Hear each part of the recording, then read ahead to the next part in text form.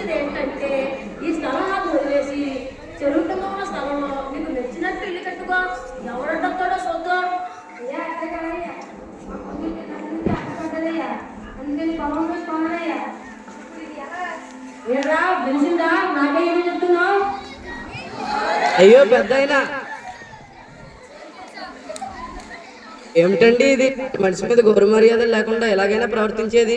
అతను అలా బాధించే హక్కు మీకు ఎవరిచ్చారు? ఓ లాయరు, నీకు తెలియదనుకుంటా. ఈ ఊళ్ళో ఎవరికి ఏ ఇవ్వాలన్నా నాయకమే. అలాంటిది నాకు ఇంట్లో ఎవరు అర్పించేదయ్యా. డబ్బు బలంతో మందిని వెనకేసుకొని ఇష్టానికి నువ్వు చేస్తానంటే ఊరుకునేది లేదు. రాజ్యాంగం కల్పించిన హక్కులు అందరిలాగే ఈ ఊరు వాళ్ళకి కూడా వచ్చేలా నేను చేస్తాను. అబ్బే, బాగా తెలుసుకోవాలి. ఇబ్బంది ఏది ఓ పట్టణం అర్థం చేసుకోరు.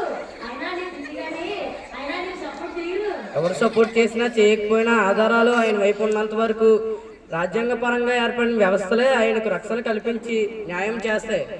అయినా ఇలాంటివన్నీ నీలాంటి మూర్ఖులకి ఎలా తెలుస్తాయిలే? రాజ్యాంగం తెలుసులేవో. మేము చిన్నప్పుడు చూసాం. ఏమంటే అందులో పెద్ద 4 ఆర్టికల్స్, ఫండమెంటల్ రైట్స్, జ్యుడిషియల్ ఉండే పుస్తకం అంతే కదా. అదేదో పెద్ద మహాదండం ఉన్నప్పుడు దాన్ని కొట్టుకొని ఎవరైనా అంబేద్కర్. ఏమిటి రాజ్యాంగం అంటే ఒట్టి పుస్తకమా? అసలు రాజ్యాంగం అంటే ఏమిటో తెలుసు సార్. రాజ్యాంగం అంటే ఎవరో ఒక వ్యక్తికి వచ్చిన ఆలోచనను ఒక పుస్తకంలో రాయడం కాదు సార్. అసలు రాజ్యాంగం అంటే ఏమిటో తెలుసా? రాజ్యాంగం వెనక ఎంతమంది ఎన్ని సంవత్సరాల శ్రమం దాగిందో తెలుసా? సెంట్రల్ గవర్నమెంట్ మరియు స్టేట్ గవర్నమెంట్ ఏ పని చేయాలి, ఎలా పని చేయాలి, మిలిటరీ పవర్ ఎవరి చేతిలో ఉండాలి, ఇలాంటి ముఖ్యమైన దేశానికి సంబంధించిన సమాచారాలు అన్నీ అందులోనే ఉంటాయి.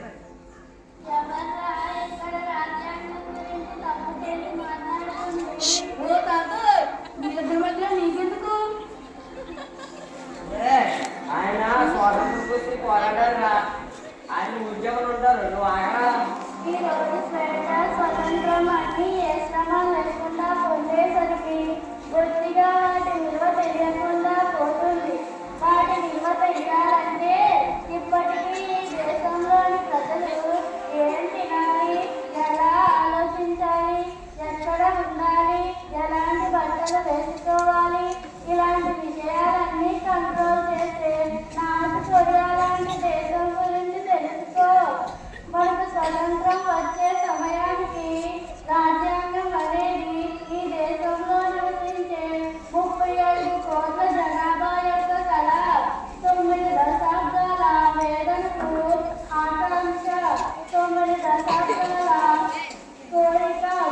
అంతేకాకుండా దేశం నలుమూలలా ఉన్న 389 గొప్ప నాయకులను ప్రజలు రాజ్యసభ సభ్యులుగా ఎన్నుకొని పలు కమిటీలుగా విభజించబడి ప్రపంచంలో ఉన్న అన్ని దేశాల రాజ్యాంగాలను చదివి అర్థం చేసుకొని అందులో మన దేశానికి అవసరమయ్యే చట్టాలను వెతికి తెచ్చి డాక్టర్ బిఆర్ అంబేద్కర్ ఆధ్వర్యంలో ఉన్న డ్రాఫ్టింగ్ కమిటీకి అందించగా ఆ మహానుభావుడి ఆధ్వర్యంలో ఆ ఆవేదనలను మరింత లోతుగా అధ్యయనం చేసి దానికి ఒక రూపం కల్పించి డ్రాఫ్ట్ కాన్స్టిట్యూషన్గా తయారు చేశారు.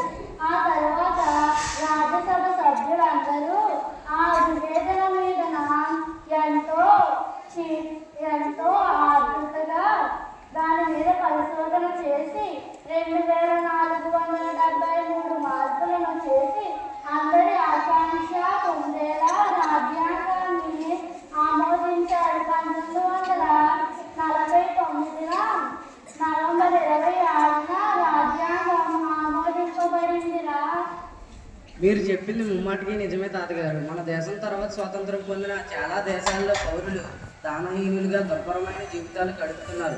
కేవలం దుర్భరమైన రాజ్యాంగం లేకనే కదా ఇన్ని కోట్ల మంది జనాభా ఉండి కూడా ఇన్ని సాంప్రదాయాలు, భాషలు, కులాలు, మతాలు ఉండి కూడా 75 సంవత్సరాలకు పైగా సామరస్యంగా కలిసి ఉండడం చూసి ప్రపంచమే ఆశ్చర్యపోయేలా మన భారతదేశం నిలబడడానికి కారణం ఉంది అంటే కేవలం అది మన మహనీయులు మనకు అందించిన రాజ్యాంగం వలన మరియు దాన్ని గౌరవించి దానికి సహకరించిన నాయకుల వల్ల.